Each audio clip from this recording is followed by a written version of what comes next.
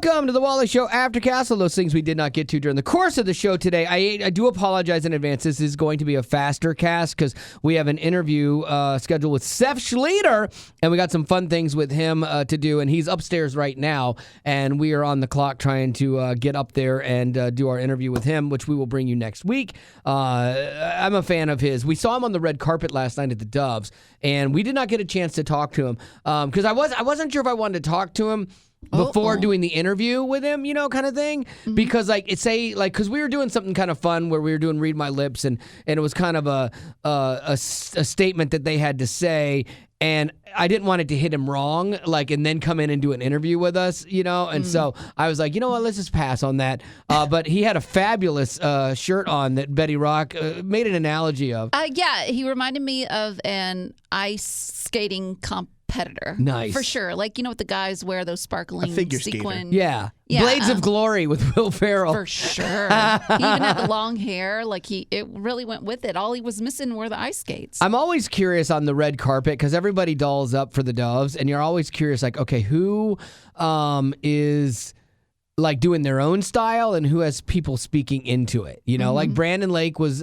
calculated with his outfit. The leather pants always has them. Sleeveless shirt showing the tats. Then you got Matthew West. He's more demure in a suit, you know. Mindful. Yeah, very mindful. Very demure. Very calm. And then you can go over to the Kane siblings. Yes. They had flowers hot glued to their shirts, you know. Bright orange. Yeah. And it's funny because they're like, can you believe it? We made these. I'm like, I can. Absolutely.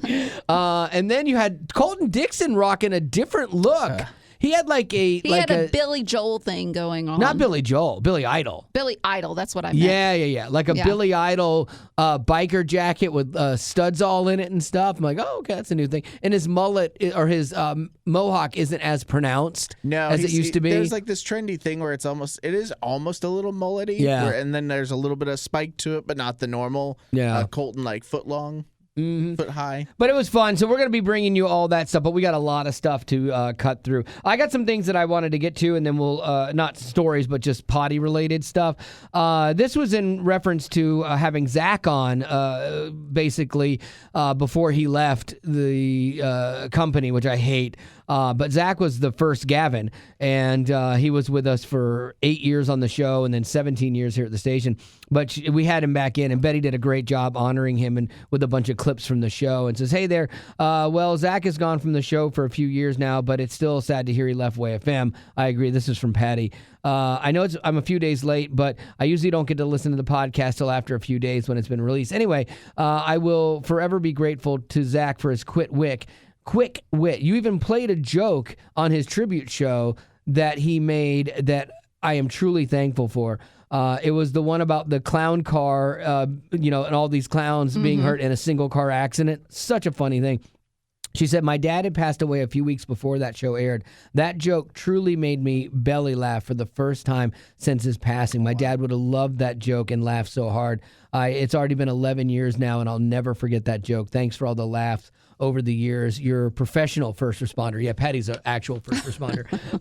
And so it's again, that's the power of humor inside of what we do, and it's so healing, and I'm so thankful for the people that understand what we're trying to do, don't think that we're wasting the Lord's time by goofing around, and it lands. And so, Patty, we appreciate you, and we'll all miss Zach as well. Lady Rock, what do you got? Yeah, so there's a new decluttering scoop, I guess, on TikTok. It's called the poop rule. Okay. Yes, you heard me right. It's the poop rule. So it came from a woman she claims she has ADHD, and she said this was a tip from her therapist, and it's supposed to help in organizing. Okay. So she has trouble organizing with her ADHD, which we realize we're pretty sure Wally has as well. This is amateur diagnosed. I don't think I do. Hey, if you can be an amateur first responder, I can be an amateur doctor. Okay? Touche. So anyways, this is the tip. It's the poop rule. And what you do is you think of that item that's in your house that you just haven't let go of. Now, picture poop on it. Okay. Would you wash it off or would you throw it away? Oh, okay. If you would throw it away, then get rid of it or donate it.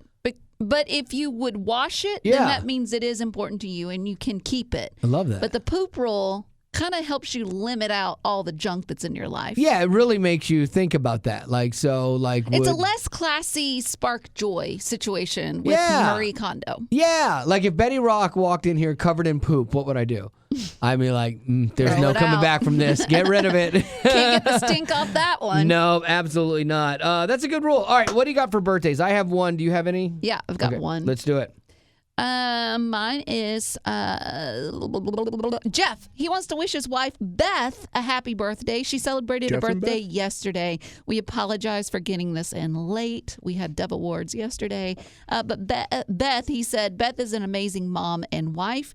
What is your favorite fall family tradition? Oh. They go apple picking and make applesauce. I don't have a fall tradition. I do. You do? What is it? Me and my dad, we always carve pumpkins. You do? He'll go and he'll get 2 of them. Okay. And then I'll carve one and he carves one at the same time. We listen to music, watch TV. It's a lot of fun. We did a pumpkin carving contest with my friends Molly and Greg, which I liked, and it was kind of something we did every year, and so that was kind of becoming a tradition, but we'd only done it a couple times, and then they moved, so that died. I wish I had something more, but fall's not a thing I celebrate. Christmas and Thanksgiving, absolutely, I got traditions. I got one here from Mark. Says, hey, I'd like to wish my son Zach happy birthday. It's going to be on October 2nd, so we're actually early on this one. No, today is October 2nd. Is it really? Then I'm right on time. I'm amazing. Even when I think I'm wrong, I'm right. Oh my goodness, I love this. That is so great. Zach's going to be 12. I pray for Zach daily in his protection, and that he will come to know the Lord in a very real way. And so there you go. That is a great birthday wish too, Mark, for your son, Zach. I think that's going to have to do it for our Aftercast today. As we mentioned, we got to get up there for Seth Schleter, which we will be renaming him hopefully today. And because Seth Schleter is not even pronounced like it's spelled, and it is rough. And so I'm looking forward to meeting this guy because I really like his song, Counting My Blessings. So that's going to have to do it for your Aftercast. And as always, thanks for being a potty. Growing up in poverty has never been easy for children, but with the added challenges of the pandemic, conflict, and natural disasters, families around the world are facing an unprecedented food crisis. Unfortunately, those who are already hungry are now even more desperate.